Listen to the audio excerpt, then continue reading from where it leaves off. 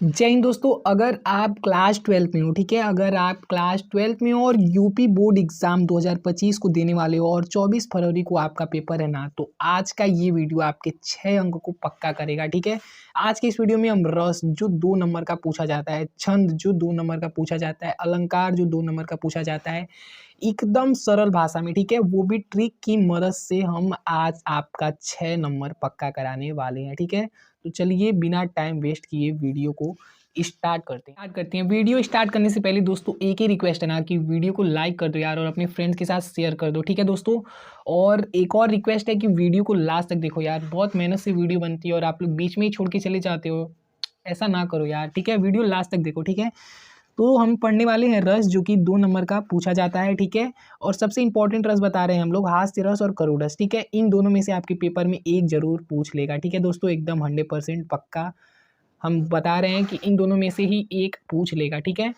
तो ट्रिक क्या है? ठीक है दोस्तों, देखिए सबसे पहले हास्य रस है जिसका स्थायी भाव क्या है? हास है। ठीक है, जो बता रहे ध्यान से सुनो, अभी आपको बताएंगे ट्रिक क्या है, आपको याद करा देंगे। ठीक है, दूसरा रस हम पढ़ेंगे करुण रस। ठीक है, करुण रस का स्थायी भाव क्या होता है? शोक होता है। ठीक है, अस्थाई भाव आपको याद है तो आप परिभाषा लिख देंगे। ठीक है, तो आइए देखते हैं हास्य रस। ठीक है, हास्य रस का अस्थाई भाव हास होता है। ठीक है, अस्थाई भाव आपको याद होना चाहिए। ठीक है, हास्य रस का अस्थाई भाव हास होता है। अब परिभाषा देखिए क्या है, किसी व्यक्ति या वस्तु को देखकर। ठीक है, किसी व्यक्ति या वस्तु को देखकर, मान लीजिए कोई व्यक्ति है या फिर कोई वस्तु है, उसको देखकर हृदय में उत्पन्न विनोद। विनोद मतलब जो होता है हंसी मजाक, मतलब जिसको देख के हंसी आ जाए, विनोद मतलब आनंद आ जाए आपके हृदय में। ठीक है, हृदय में उत्पन्न विनोद के भाव को हास्य रस कहते हैं। ठीक है दोस्तों, अभी ध्यान से सुनो जो बता रहे हैं। ठीक है, मान लो किसी व्यक्ति को आपने देखा या किसी वस्तु को देखा, ठीक है,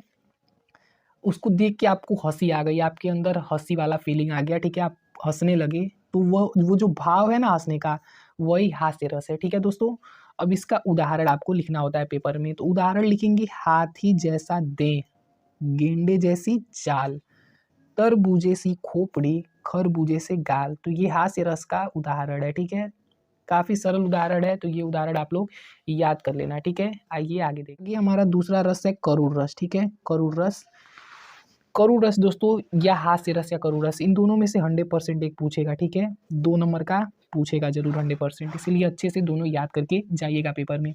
तो करुण रस की परिभाषा हम देखते हैं, एकदम आसानी से बताएंगे दोस्तों, एकदम अच्छे से आपको बताएंगे, याद हो जाएगा आपको। ठीक है, ध्यान से बस वीडियो देखते रहो, स्किप मत करो, देखते रहो ध्यान से और लास्ट तक देखो। ठीक है, प्रिय वस्तु या व्यक्ति के नाश। ठीक है, प्रिय वस्तु या व्यक्ति के नाश या अनिष्ट से हृदय में उत्पन्न क्षोभ को करुण रस कहते हैं। इसका अस्थाई भाव शोक होता है। ठीक है, याद नहीं हुआ आपको ना, लेकिन अब याद होगा, हम इतने आसान शब्दों में बताएंगे ना, अब आपको याद हो जाएगा। क्या लिखा है? प्रिय वस्तु या व्यक्ति के नाश या अनिष्ट से हृदय में उत्पन्न क्षोभ को क्या कहते हैं? करुण रस कहते हैं। इसका स्थायी भाव शोक होता है। ठीक है दोस्तों, हम बार बार इसलिए पढ़ते हैं ताकि आपको याद हो जाए, अच्छे से आपको समझ में आ जाए। लेकिन अभी आपको समझ में नहीं आया होगा, लेकिन अब हम आपको ऐसे समझाएंगे ना, आपको समझ में आ जाएगा। ठीक है, क्या लिखा है? प्रिय वस्तु या व्यक्ति के नाश। मान लीजिए आपकी कोई प्रिय वस्तु है या कोई प्रिय व्यक्ति है। ठीक है, प्रिय वस्तु या व्यक्ति के नाश, मान लीजिए, देखिए क्या होता है करुण रस, मान लीजिए कोई मर जाता है तो आप लोग देखे होंगे वहाँ पे रोना धोना शुरू हो जाता है ना, तो वो जो रोते धोते हैं ना, वही करुण रस होता है दोस्तों। तो वही यहाँ पे लिखा है कि प्रिय वस्तु या व्यक्ति के नाश। मान लीजिए कोई प्रिय वस्तु आपकी है, वो खो जाए, बट ऐसा होगा नहीं, हम उदाहरण आपको बता रहे हैं। ठीक है, आपकी प्रिय वस्तु ना खोए। ठीक है, हम उदाहरण बस बता रहे हैं। मान लीजिए किसी की कोई प्रिय वस्तु है या किसी का कोई प्रिय व्यक्ति है, वो खो जाए, नाश हो जाए, जिससे हृदय में उत्पन्न क्षोभ, मतलब हृदय में जो दुख उत्पन्न होता है ना, वही करुण रस होता है। ठीक है, समझ में आया आप लोगों को? तो इसका स्थायी क्या होता है? शोक होता है। ठीक है दोस्तों, अब आइए इसका उदाहरण देखते हैं। उदाहरण है, हे खग मृग हे मधुकर श्रेणी, तुम देखी सीता मृग नैनी। ठीक है, आपको उदाहरण याद करना होगा, इसकी कोई ट्रिक नहीं है, उदाहरण आपको लिखना पड़ता है। ठीक है, तभी आपको 2 नंबर मिलेगा। ठीक है, 1 नंबर की परिभाषा और 1 नंबर का उदाहरण। तो उदाहरण आप लोग याद कर लेना, हे खग मृग हे मधुकर श्रेणी, तुम देखी सीता मृग नैनी। काफी छोटा उदाहरण है, इसीलिए हम सरल सरल उदाहरण लेके आए हैं ताकि आपको अच्छे से याद हो जाए। ठीक है, देखने वाले हैं अलंकार। ठीक है, अलंकार भी 2 नंबर का पूछा जाएगा। 4 नंबर आपका क्लियर हो चुका है। दोस्तों वीडियो थोड़ा सा भी अच्छा लग रहा है ना तो प्लीज़ वीडियो को लाइक कर देना। ठीक है दोस्तों, और चैनल पे नए हो तो चैनल को सब्सक्राइब करके बेल आइकन को ऑल पे सेट कर देना, ताकि हम जब भी वीडियो अपलोड करें आपके पास नोटिफिकेशन पहुँच जाए। ठीक है दोस्तों, तो हम अलंकार में अनुप्रास अलंकार देखेंगे। ठीक है, अनुप्रास अलंकार की परिभाषा देखते हैं, पहचान देखते हैं, लक्षण देखते हैं क्या होता है। तो जहाँ एक ही वर्ड, वर्ड मतलब होता है अक्षर। ठीक है, अक्षर, एक ही वर्ड की आवृत्ति बार बार होती है वहाँ अनुप्रास अलंकार होता है। ठीक है दोस्तों, जहाँ एक ही वर्ड की आवृत्ति बार बार होती है वहाँ क्या होता है, अनुप्रास अलंकार होता है। इसका उदाहरण देखते हैं। इसका उदाहरण है तरनी तनूज अतर तमाल तरुवर बहुछाए। ठीक है, इसमें देखिए त जो वर्ड है त त त त त, ठीक है, इसमें त वर्ड की आवृत्ति बार बार हुई है। ठीक है, इसीलिए यहाँ पे अनुप्रास अलंकार है। ठीक है, समझ में आ रहा है ना दोस्तों, जहाँ एक ही वर्ड की आवृत्ति बार बार होती है वहाँ अनुप्रास अलंकार होता है। उदाहरण में देखिए त वर्ड की जो आवृत्ति है बार बार हुई है, इसीलिए यहाँ पे अनुप्रास अलंकार है। अब आइए आगे देखते हैं। अगला है श्लेष अलंकार। श्लेष अलंकार की परिभाषा लक्षण देखते हैं हम। जहाँ एक शब्द एक ही बार प्रयोग होता है, मतलब एक ही शब्द एक ही बार प्रयोग होता है। मान लीजिए कोई शब्द है वो एक ही बार प्रयोग हुआ है और उसके एक से अधिक अर्थ हो, वहाँ श्लेष अलंकार होता है। जहाँ एक शब्द एक ही बार प्रयोग होता है और उसके एक से अधिक अर्थ होते हैं वहाँ श्लेष अलंकार होता है। ठीक है, उदाहरण देखते हैं। रहीमन पानी राखिए, बिन पानी सब सून, पानी गए न उबरे, मोती मानुष चून। तो ये श्लेष अलंकार का उदाहरण है। ठीक है दोस्तों, अगला आप लोग यमक अलंकार को तैयार कर लीजिएगा। ठीक है, यमक अलंकार की परिभाषा लक्षण हम देखते हैं। जहाँ एक ही शब्द एक से अधिक बार आए वहाँ पर यमक अलंकार होता है। जहाँ एक ही शब्द एक से अधिक बार आता है वहाँ पे कौन सा अलंकार होता है दोस्तों, तो वहाँ पे यमक अलंकार होता है। उदाहरण है काली घटा का घमंड घटा। ठीक है, यहाँ पे जो घटा शब्द है वो एक ही शब्द है ना, तो 2 बार आया है। ठीक है दोस्तों, कितनी बार आया है, 2 बार आया है। ओके फ्रेंड्स, परिभाषा क्या है, जहाँ एक ही शब्द एक से अधिक बार आए। ये एक ही शब्द है ना घटा, कितनी बार आया है, 2 बार आया है, तो यहाँ पे कौन सा अलंकार है, यमक। अब हम पढ़ेंगे छंद। ठीक है, छंद में हम पढ़ेंगे दोहा।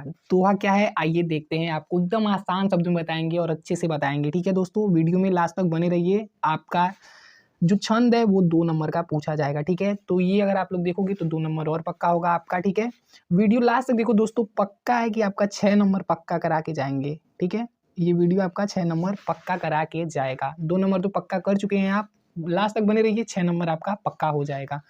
तो दोहा क्या होता है दोस्तों, इसकी परिभाषा देखते हैं। तो दोहा जो होता है वो होता है अर्धसम मात्रिक छंद। ठीक है, दोहा जो है अर्धसम मात्रिक छंद है। दोहा अर्धसम मात्रिक छंद है। इसमें 4 चरण होते हैं। दोहे में कितने चरण होते हैं, दोहे में होते हैं 4 चरण। दोहा अर्धसम मात्रिक छंद है, इसमें 4 चरण होते हैं।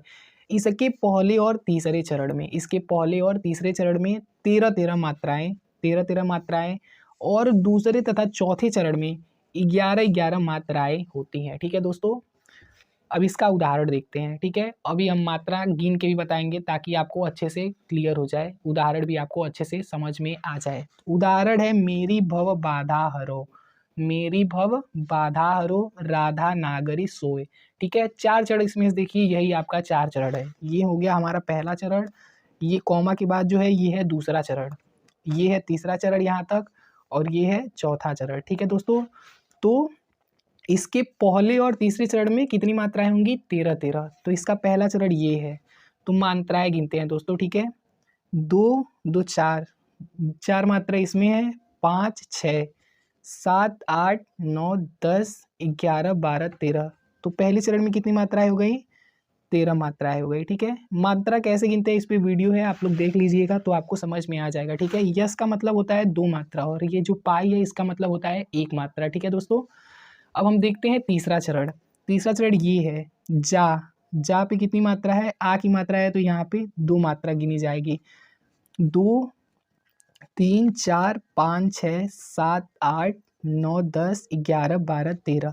तो इसमें भी ये तीसरा चरण है दोस्तों, तो तीसरे चरण में भी 13 मात्राएं हैं। ठीक है, तो यहाँ पे क्या लिखा है, पहले और तीसरे चरण में 13-13 मात्राएं, यानी कि पहले और तीसरे चरण में 13-13 मात्राएं हो गई। अब आइए हम देखते हैं दूसरा तथा चौथा चरण। कितनी मात्राएं होती हैं? 11 मात्राएं होती हैं। तो आइए देख लेते हैं। दूसरा चरण ये है राधा। राधा में आ का मात्रा है, ध में भी आ का मात्रा है, तो दो दो मात्रा लगेगा। ठीक है, तो 4 मात्रा ये हो गया। नागरी, ना में 2 मात्रा है, तो 2 + 1 + 1, 4 4 8 मात्रा हो गया। ठीक है, और सो में भी 2 मात्रा होता है। ठीक है, ओ की मात्रा में 2 मात्रा होता है +1। ठीक है, तो 3 4 5 6 7, 7 4 हो गया आपका 11 मात्रा। ठीक है, दूसरे चरण में 11 मात्राएं हैं। चौथे चरण में देख लेते हैं। ठीक है, 2 3 4 5 6 7 8 9 10 1 11, तो इसमें भी 11 मात्राएं हैं। ठीक है, दूसरे तथा चौथे चरण में 11 11 मात्राएं होती हैं। तो ये जो लाइन है ना, ये जो पंक्ति है, ये दोहा है। ठीक है, आपको बहुविकल्पी प्रश्न भी दे सकता है, ऐसे ही दे देगा और पूछेगा कि निम्नलिखित पंक्तियों में कौन सा छंद है। तो दोस्तों इसीलिए आप मात्रा गिन के भी पता लगा सकते हैं कि कौन सा छंद है। तो वैसे आपको मात्रा नहीं लिखना होता है, जैसे हम यहाँ पे लिखे हैं। पेपर में आपको बस परिभाषा लिखना है और उदाहरण लिखना है। परिभाषा के लिए आपको 1 नंबर मिलेगा और उदाहरण के लिए आपको 1 नंबर मिल जाएगा। मात्रा हम आपको समझाने के लिए लिखे हैं, आपको मात्रा पे ध्यान बिल्कुल नहीं देना है। मात्रा आप भूल जाइए। ठीक है दोस्तों, क्योंकि अब टाइम नहीं बचा है, तो मात्रा में दिमाग मत लगाइए। ठीक है, मात्रा नहीं लिखना होता है। ठीक है दोस्तों, तो मात्रा को आप लोग छोड़िए। अब हम लोग देखेंगे चौपाई। ठीक है, चौपाई देखते हैं। चौपाई सममात्रिक छंद है। चौपाई सममात्रिक छंद है। ठीक है, सममात्रिक छंद है। इसमें 4 चरण होते हैं और प्रत्येक चरण में 16 16 मात्राएं होती हैं। ठीक है, तो ये हो गया चौपाई की परिभाषा। ठीक है, इसका उदाहरण सभी को याद है, किसी को याद करवाने की ज़रूरत नहीं है। ठीक है, तो यहाँ से भी आपका 2 अंक पक्का हो चुका है। ठीक है दोस्तों, इन दोनों में से एक जरूर आएगा, 100% गारंटी है मेरी। ठीक है, इन दोनों में से ही आएगा। ठीक है दोस्तों, उदाहरण क्या है? जय हनुमान ज्ञान गुण सागर, जय कपीस तिहुलोक उजागर, रामदूत अतुलित बल धामा, अंजनी पुत्र पवन सुत नामा। बोलिए बजरंग बली की जय। कमेंट में बजरंग बली की जय आप लोग जरूर लिखिएगा। ठीक है।